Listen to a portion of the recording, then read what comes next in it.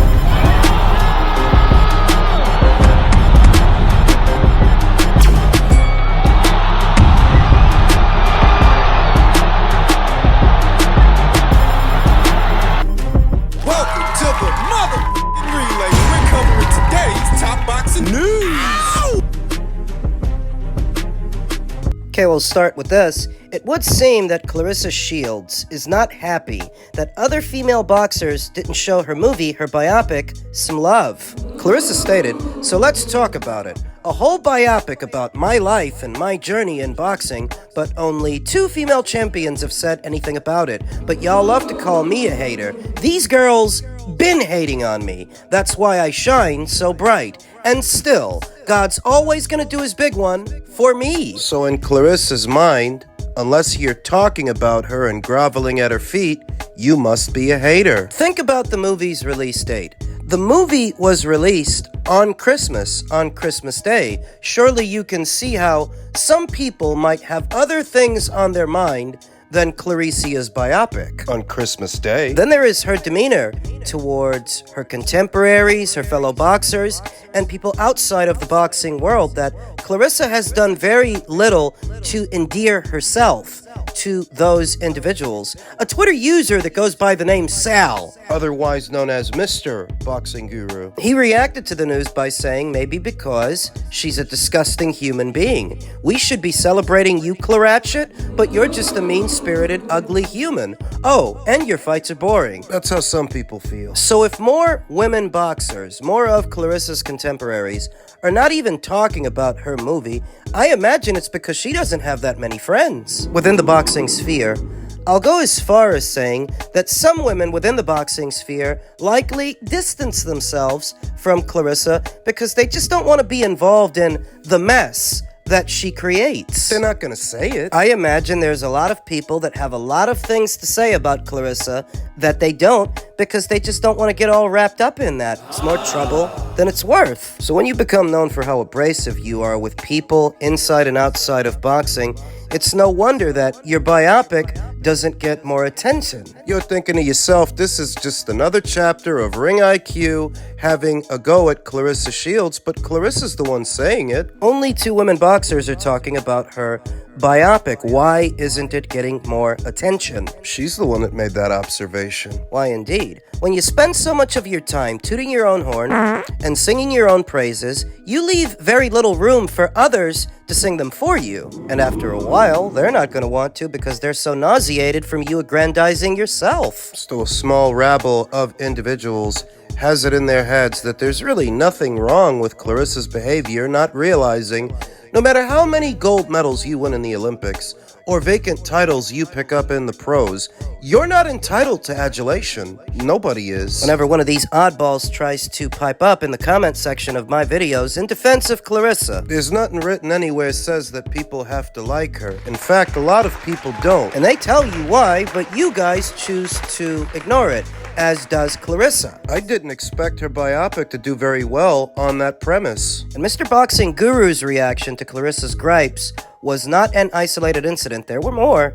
Jay Morris said, "You talk all this shit about other female boxers and hate on their accomplishments at every moment and expect them to support you?" Shaking my head. You have some nerve. Like splitting hairs over the viewing figures for Taylor versus Serrano too? Another Twitter user that goes by the name Nonchalant King said, "This has got to be the most egotistical, narcissistic, main character tweet I've ever seen. How are you mad because other female boxers are not talking about your biopic. This is why you're so unlikable as an athlete. Instead of letting your work shine, you're constantly trying to force yourself to the public in the worst way. You made it to the top of the sport. You don't have to say anything. Or force anything. You've no business tweeting this nonsense. Another user that goes by the name Pack Busted said, "Bruh, it was on Christmas Day. Nobody's thinking about your movie." To which another Twitter user named ABK responded, "Bruh, if this doesn't scream narcissist, I don't know what does. She actually believes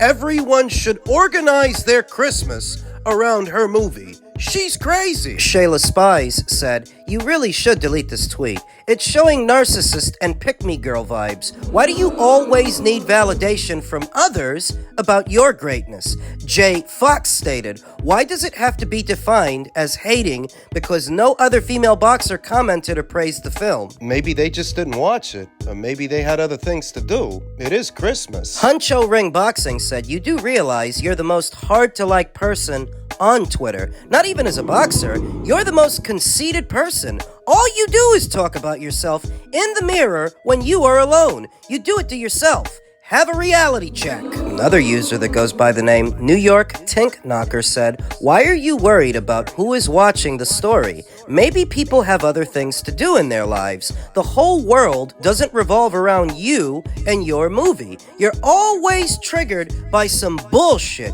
It's so unbecoming." Isn't that what I say all the time? Another user that goes by the name Troublemaker said, "Notice how no other GOAT in a sport has to say, 'Hey, look,' and acknowledge me. People already noticed and acknowledge. Your self-esteem needs work. Champ, you're better than that." No, she isn't. And that's the point. So often I get the odd guy in the comments that's piping up to defend Claressa as if what I'm talking about is an oddity. What are you talking about? Is it unfortunate that one of the more accomplished women boxers is so poorly received by so many? Yes, it is, but it's a self-inflicted wound. It always has been. Claressa can't get out of her own way or stop singing her own praises long enough to let somebody else do that. And by the time she does, nobody wants to. Adulation is not an entitlement. Bill Haney said he ain't going to Top Rank because Top Rank want them to pass $100,000 pay-per-view threshold, and he ain't rocking with that. That's crazy. Only 100,000,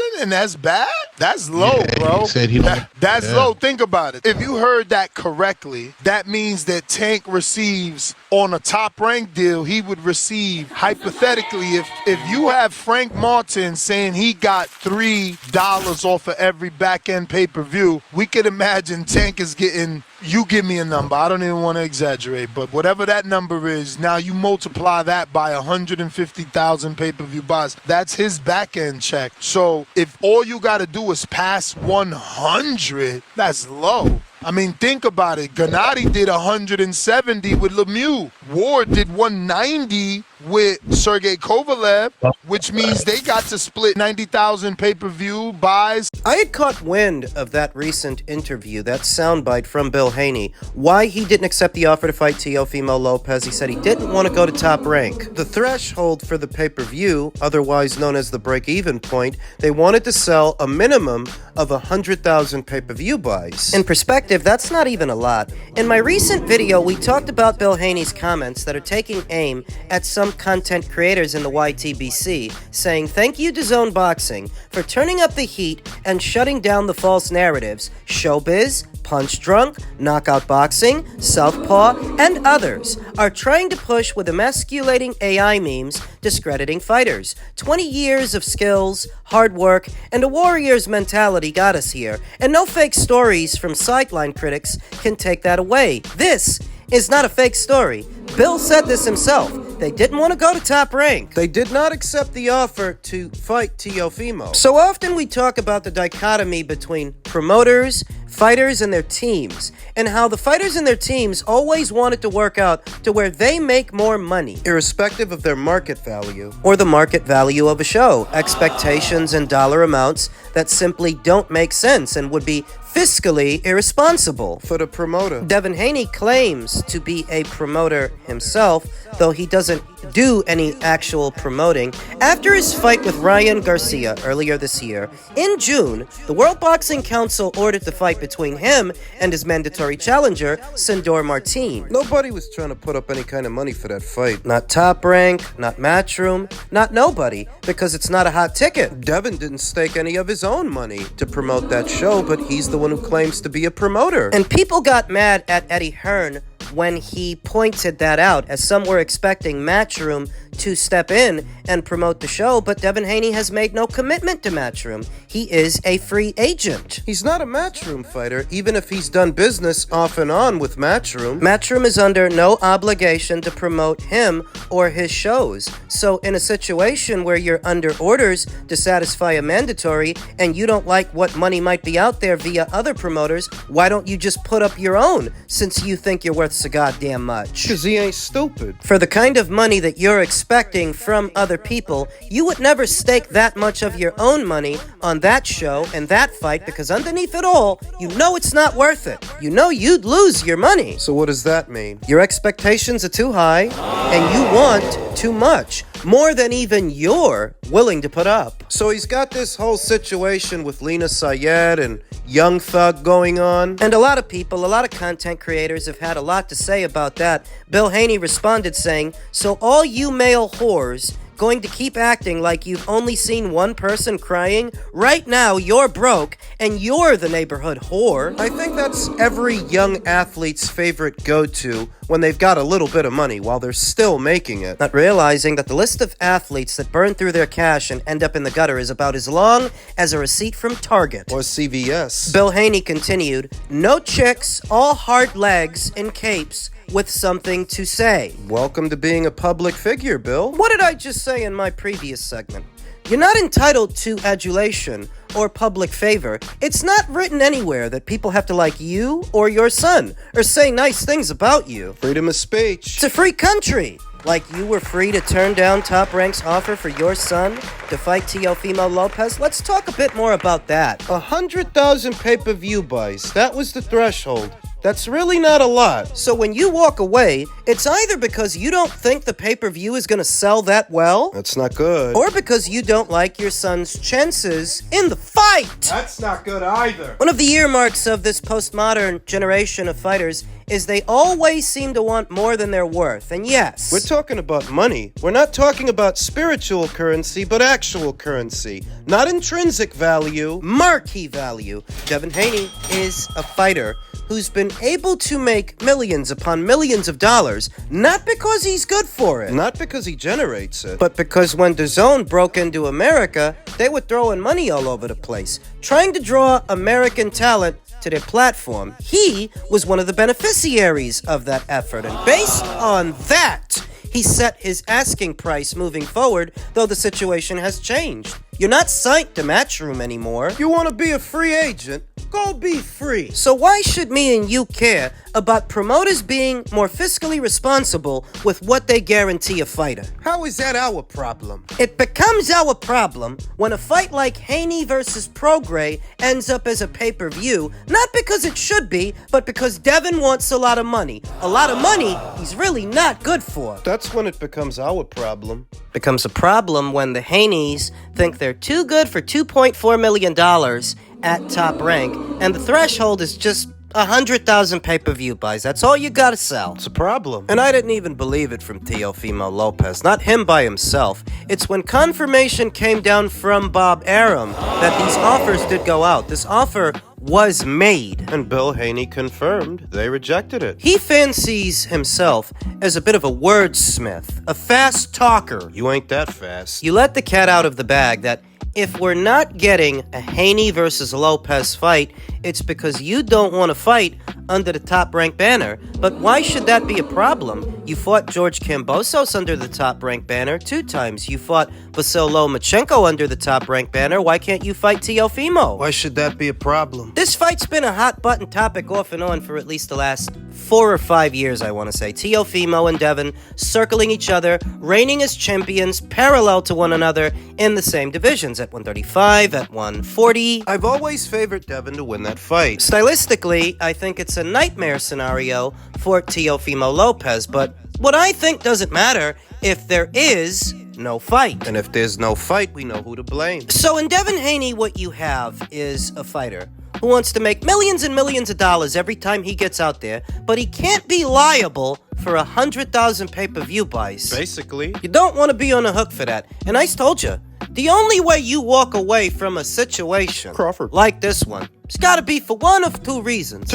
Either you don't think the pay-per-view will do in excess of 100,000 buys, or you just don't like your chances. You don't think you can win? Even more peculiar to me is that if they did this fight, I think it could bring in excess of 100,000 pay-per-view buys. I do. I think it could do around 150, maybe 200,000. Why? Well, the Lomachenko versus Haney pay-per-view was said to have brought in an estimated 150,000 pay-per-view buys. A fight with Teofimo could bring in a similar amount. That's not far-fetched. One can speculate that perhaps the reason the Haneys didn't walk into that situation is because their priority is getting Ryan Garcia back in the ring, doing a rematch with Ryan Garcia, but Ryan's under suspension for the foreseeable future. So in the in-between time, you could have fought Teofimo, regain a sense of confidence, Make some money. get back in the boxing community's good graces by putting on a great display of boxing against a known opponent, so that by the time Ryan's suspension is lifted, you're primed and ready to go, ready to win. Instead, You're turning down fights and filing lawsuits, love triangles. it's a goddamn soap opera. That's why Devin Haney started off this year on a high, and he's closing it out at an all-time low. His stock has dramatically plummeted. While still demanding top dollar. So Bill says that he's back in the gym, he's back in training. I'm going to assume that he's preparing for a fight, though I don't know if it's a Ryan Garcia fight, as Ryan's suspension is not set to be lifted for some months from now. Crawford. The silver lining for Devin is that you're always one fight away from either your worst performance or your best. He can turn it all around as soon as he gets back in the ring and fights. Message! The sooner you start fighting, the sooner you can put distance between yourself and all of that stuff with Ryan Garcia. It has not been a good year for Devin Haney. Couple of fighters, they had a rather rough 2024. Anthony Joshua being upset by Daniel Dubois. Tim Kazoo being upset by both Sebastian Fundora and Bakram Murtazaliev. And Devin. Don't let it go over your head that Devin Haney was widely favored to beat Ryan Garcia. He was the betting favorite going in. He got upset too, and I bet he's upset now. His father is. Bill's a dedicated father. I don't imagine he's going to take too kindly to people trashing his son as often as they have for as long as they have, because this has been going on for months. Though at the same time, even as a father, a dedicated one, there are certain realities that you have to accept, not just about your son, but about this industry. Are they gonna start making the right decisions? The right moves? All things come to an end. The good times and the bad. In the case of the Haneys, they've been having a rough time in 2024, what remained of it. So is 2025 gonna be a better year for them? They better hope so. Chloe Bailey has a nice ass. What the hell does that have to do with anything?